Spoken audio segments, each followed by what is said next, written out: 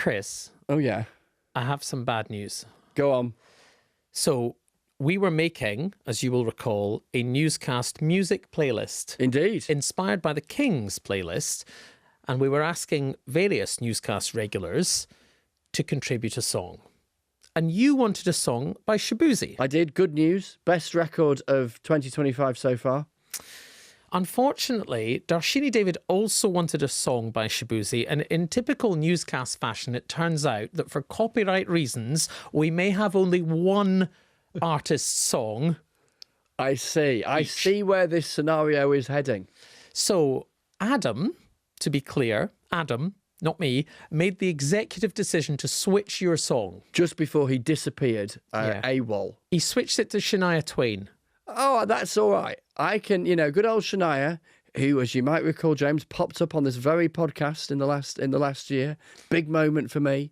I can switch to good old Shania. Well, you can listen to that playlist if you want to. It's on BBC Sounds in our feed, the Newscast music playlist. But for right now, we're going to get on to rather more serious matters, both domestic and international, and discuss them on this edition of Newscast. Newscast from the BBC.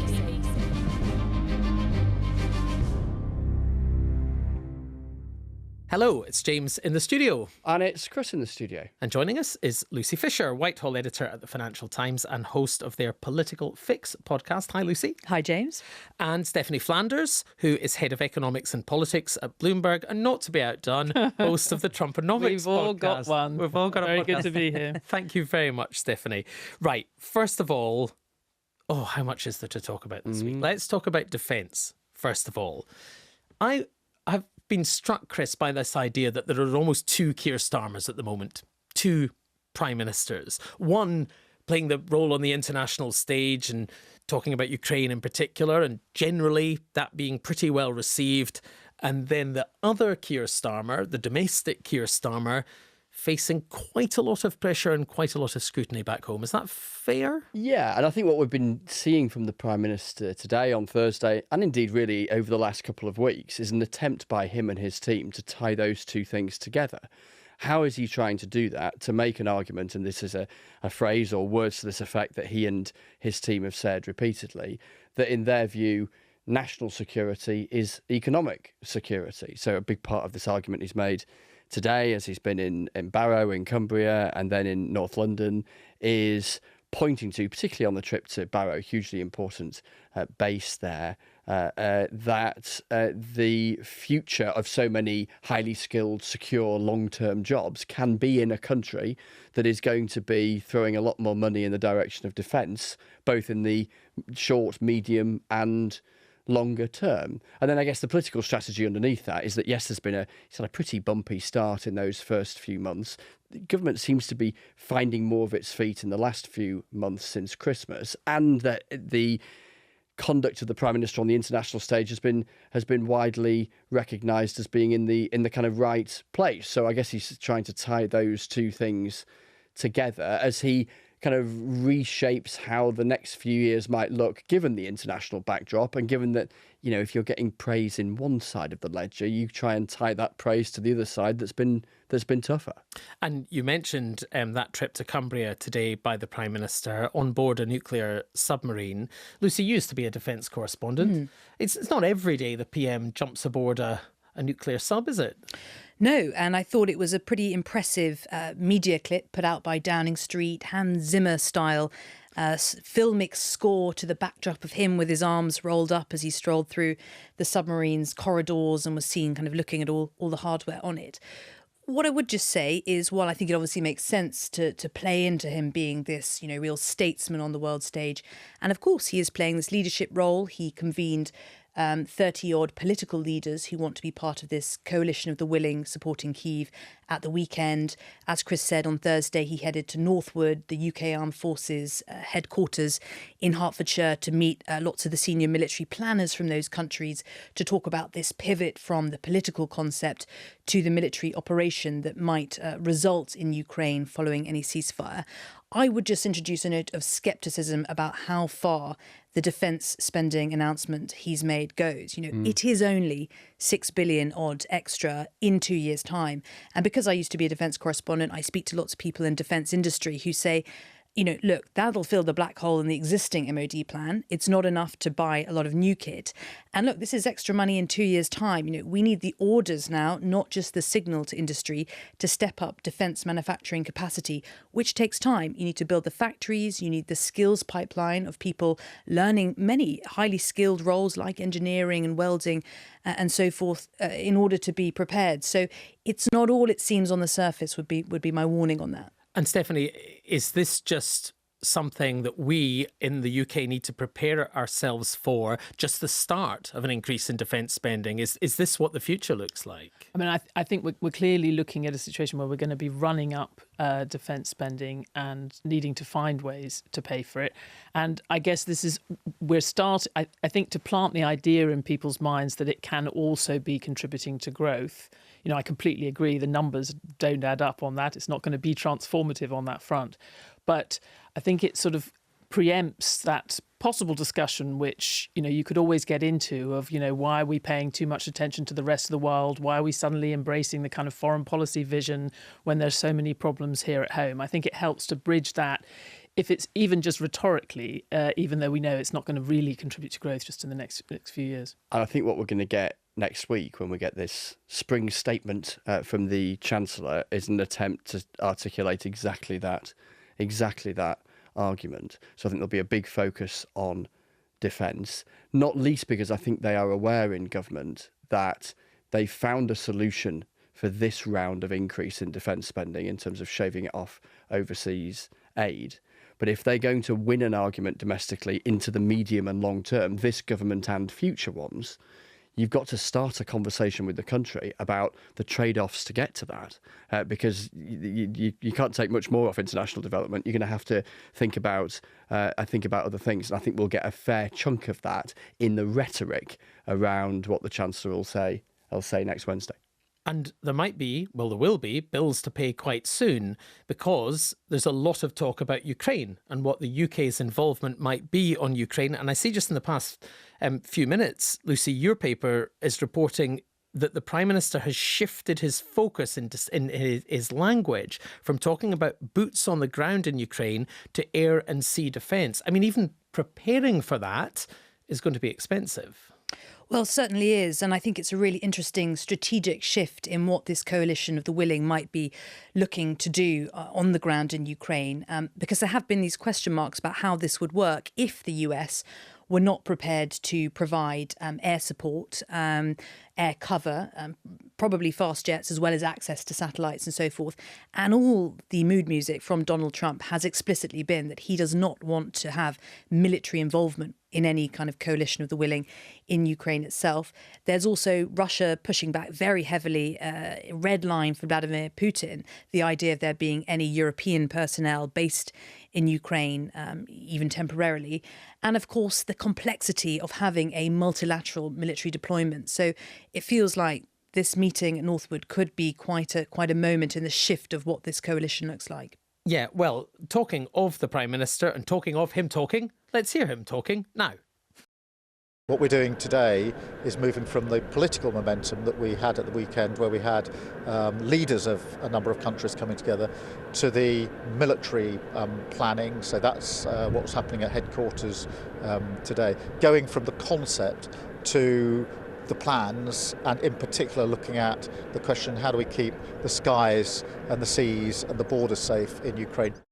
And what that means, Stephanie, is spending money now. Well, yeah, but also getting your act together. I mean, it is obviously enormously in their interests to look serious and to sort of answer the people who say, yes, they're just, it's a classic Europeans, talk about wanting to do stuff but can't actually do it in practice.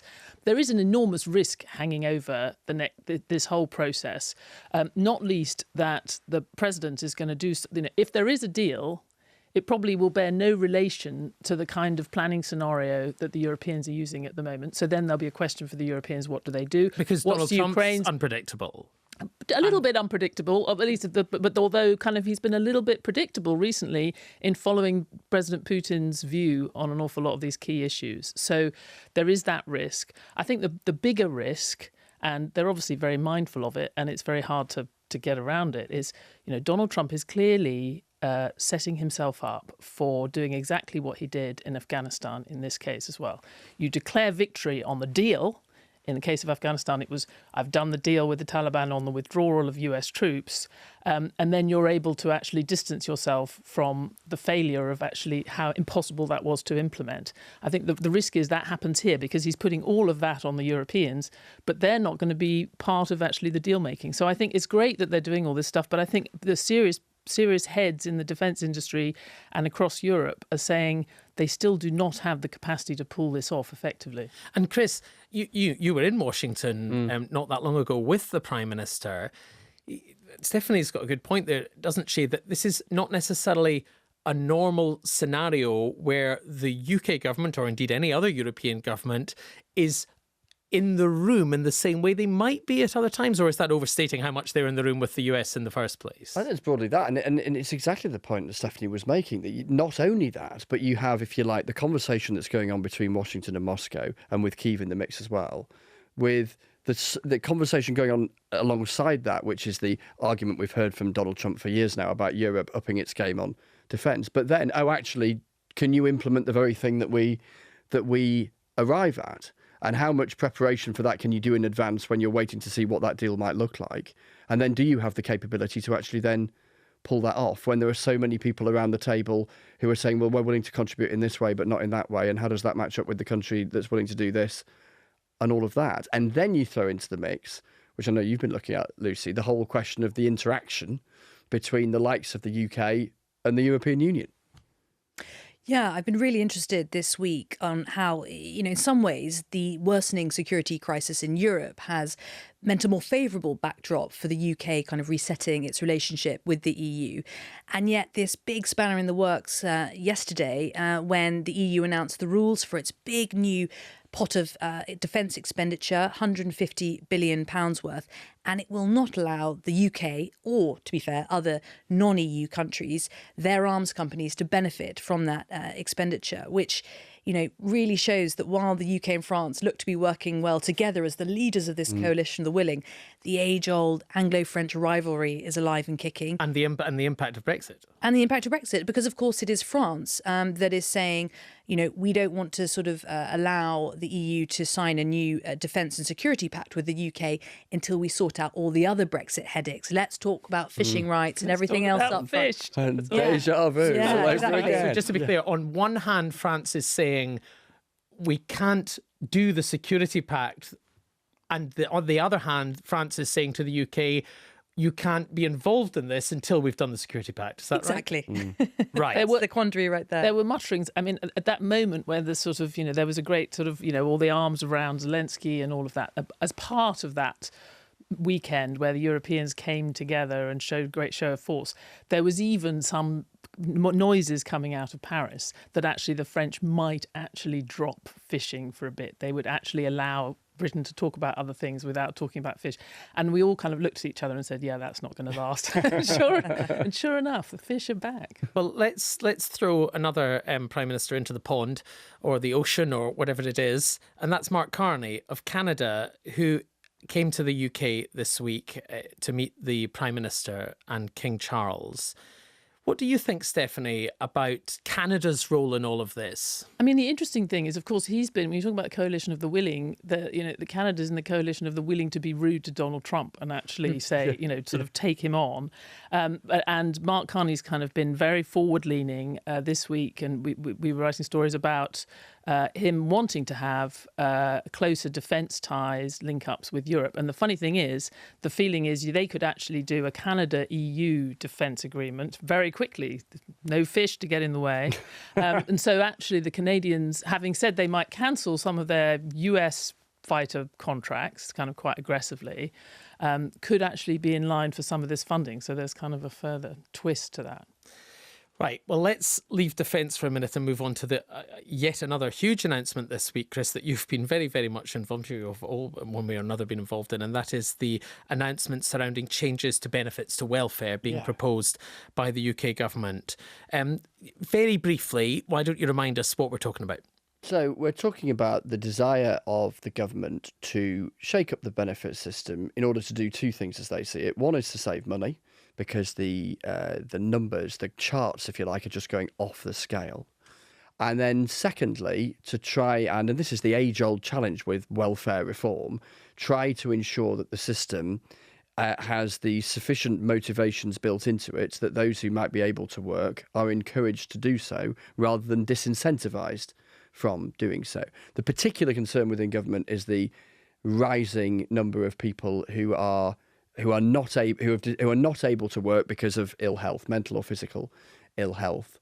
And how do you change the system so it doesn't incentivise people to make a rational decision to ensure that they can make a case that they're sufficiently unwell to work, because you get more money from that by tweaking the system so that is not the case.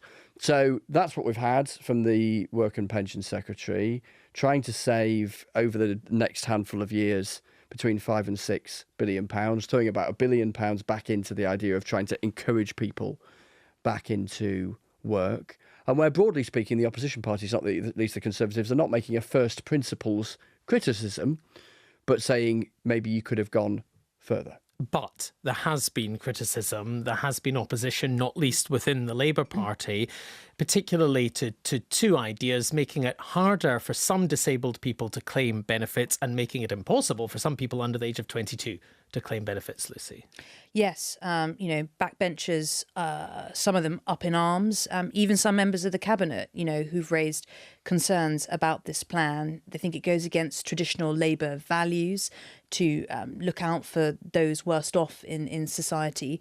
Concerns raised in the House of Commons about the idea of people who are disabled or otherwise facing, huge health problems, being pushed into destitution, even potential for seeing an uptick in suicides of people who have their benefits removed. So it's felt a very, very knotty political row. And of course, it comes off the back of the aid cuts, as Chris pointed out, cuts to the winter fuel allowance, a suggestion this is a government that is sort of tacking rightwards, focusing on quite hardline rhetoric on immigration. And the soft left and the left of the party is feeling really out of sorts. Is that a serious problem for Keir Starmer, given his majority, though? Well, I think it is a problem for him coming down the road. These are welfare changes that will require legislation. This week, we've just heard the proposals in a green paper that will lead to a white paper, which will lead to legislation. So there will be votes in the House of Commons.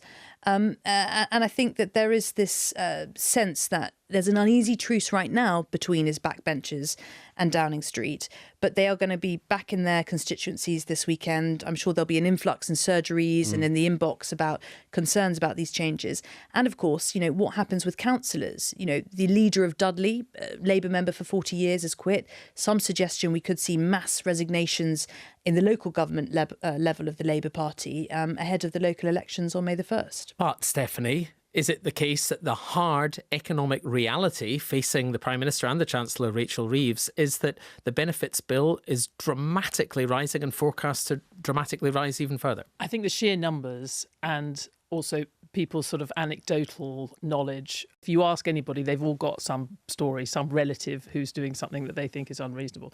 Can I dive in just to say that David Lammy in the cabinet brought up that he thought one of his relatives was claiming benefits and shouldn't be. I mean, I think so. I'm going to differ a little bit because I think, with these things, they're always potentially a nightmare. Any change you make to the benefit system, there's people with enormous amounts at stake, their livelihoods at stake.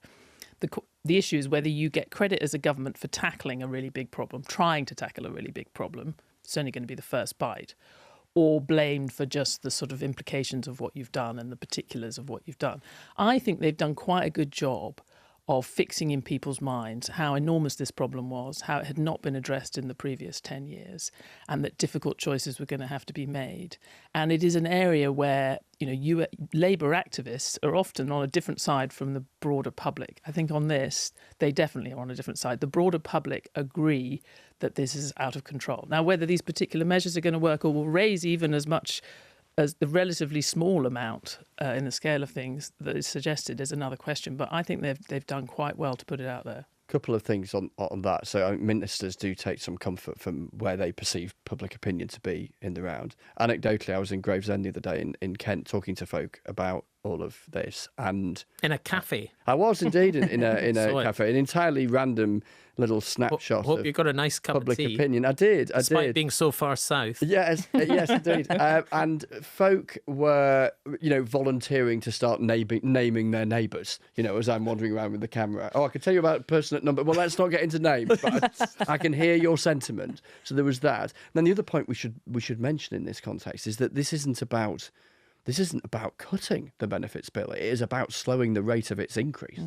So, which speaks to that challenge of those charts and where those numbers are projected to go, even accounting for these changes. Oh, and one other little nugget is that we will get on Wednesday the impact assessment that the government has done around, well, exactly that, what impact they assess that this will have. Now, so MPs will get a sense from their constituents, and they tell me that they'll hear both things, by the way. They will hear people who are worried, maybe recipients who fear that their money's going to go or decline, but also those who say too right too. But we haven't yet got published, the government's got it, but we haven't yet got their estimates as to the precise consequences of this. Oh, and just to be clear for someone who is not a day-to-day Westminster person, when you say an impact assessment, is that a budgetary assessment? Is it a human level? To what extent does it get into the human effect as much as the balance effect? These things can vary, but it's both in this instance. Right. So it's how many people they think it'd affect, to what extent, how much money it could save them. And the reason, by the way, it hasn't come, or at least the reason they are giving, is that it is tied to this spring statement and, crucially, the publication from the Office for Budget Responsibility, the independent sort of number crunchers, because it plays into all of that and the various scorecards and numbers that we'll get next week. But there will be things in that are, things like the child poverty rate. I think the MPs will be paying quite a lot of attention to. So if it looks like the child poverty has actually gone up, that will obviously be, despite what I was saying, that will be politically consequential, I think. But also, there was reporting on Wednesday night that there will be more spending cuts from the Chancellor next week at the spring statement. So what are you hearing? What are you hearing, Lucy, about that? Well, certainly the government not denying reports that last October, when we had the budget, the spending envelope was predicted to rise on average across Whitehall 1.3% annually after this next year. We think that's going to go down potentially to 1.1%. When you take out protected departments like health, like defence, that could be cuts of up to 7% for some of the departments. I'm just having a feeling of déjà vu. Well, quite. And, you're talking about déjà vu because we had that era of austerity under the coalition government. These would be additional cuts that come on top of those cuts. There isn't much fat to be removed from departments like local government, like justice. We all know the courts and prisons are on their knees in many senses. So it looks like it could be a very painful statement for Rachel Reeves next week politically, because it does feel like potentially a return to austerity. And that's exactly what Labour promised it wouldn't do in the lead up to the election. And I think they're going to, aware of that charge that will come, I think they'll try and make two arguments. One is that they'll say, look at how much money we have thrown into capital spending, longer term investment that was announced at the last budget. So they'll certainly have a run at that. I've actually forgotten what my second point was, so I'll defer to Stephanie to pick up, and maybe it'll come back to me. Well, I'm trying to think of their second point now. I guess one thing you could point out, though, is, this was that spending squeeze was inherent in the numbers months ago. Actually, when she did her first budget. So even with all that tax raising, we could see that coming down the track was going to be this really tough spending round. I think the focus has been, rightly or wrongly, on this whole question of what she was going to have to do to keep to her fiscal rules. I think to some extent with the welfare cuts, and oddly with the shift into defence spending, she's kind of dodged a bullet on that, because we think she could still quite, not easily, but having with the move cutting. This is one of those weird bits of how they look at economic statistics. Somehow saving lives through economic development assistance is considered to be current spending. Yes. Yeah. But, spending money on maybe killing people in the future, that's investment. So she's Because actually it takes time, reduced. as discussed. She's actually reduced the amount of day-to-day spending just by doing that, by a handy couple of billion, and she's done the welfare cut. So we think she's looking at similar kind of headroom, which was still quite low, but she will come away without having to do a lot extra on spending, which at least will count as a win, even though it's looking very tough. And I think for that reason, they will try and point to the total as opposed to the two things to try and push back against that argument around austerity. And I have just remembered that point that I was flailing around for, which is that tomorrow, next Wednesday will be spending heavy, not tax. So Right. So, and I hear there's a bit of a flurry yesterday of, will there be a announcement that the thresholds for taxes, which have been frozen for ages, and plenty call it a stealth tax because more people get dragged into higher rates of paying income tax, could those freezes remain towards the tail end of this Parliament, when the Chancellor had said that they wouldn't? I am told that there won't be anything in terms of tweaking that. Though I suspect we'll be talking about that every single budget for the next Well, years. It's the thing that's waiting to be done. Indeed. But yeah. there's also one other thing, there's a word that hangs in the air over all of this, and it's growth. This Labour government was elected promising growth, promising a turnaround, promising an end to years of stagnation of the UK economy. And without that, is it not the case that all of this is just going to get harder and harder and harder? Well, yes, in a word, and that's what we're going to be all poring over next Wednesday. Expected downgrade to the growth forecasts. We know the interest rates have been higher than expected, which has made the cost of servicing public debt higher, which is one reason we think there's been this slight reduction we're expecting in the Chancellor's headroom, which necessitates the cuts across Whitehall that we were just discussing. But absolutely, it is the preeminent mission of the 5 missions of this government. It is necessary for them to achieve most of the other missions, which involve growing the economy to have more money to channel into public services like health, education, tackling crime. And even by Rachel Reeves' own sort of strategy of, the capital investment she unveiled in the budget last autumn, which she said was designed to sort of crowd in private investment. The Office for Budget Responsibility actually warned it looked like it was crowding out private investment. So I think there are question marks about her strategy. And that's where we get to anti-business measures. And this has been the big disappointment that's underpinned the last 6 months. And we shouldn't forget, and it does actually hang over next week, because if the Office for Budget Responsibility decides that this economic weakness in the last 6 months or so is actually permanent and reflects a kind of lasting problem, continued problem with our potential, that would be a whole other ballgame in terms of tens of billions of pounds on the borrowing. Is there another scenario where we look back on this period at the next general election and say, actually, Keir Starmer and Rachel Reeves and the other members of the cabinet were quietly fixing things under the bonnet in a technocratic way that hasn't grabbed a lot of headlines, such as clearing the way for planning reforms, that will have led to growth by the time of the next election? Like, is it too early for us to be saying, this is a disaster for this government? Yes, is the short answer to that. But then who knows how all of those things turn out in the next few years, and the extent to which there's a kind of,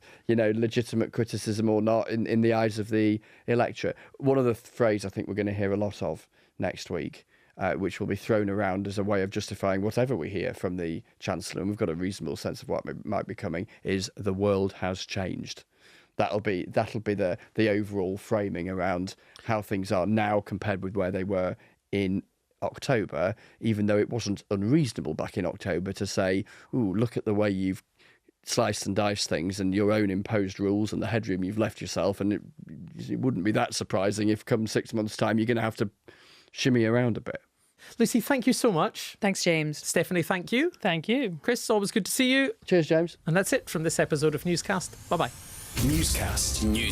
Newscast from the BBC.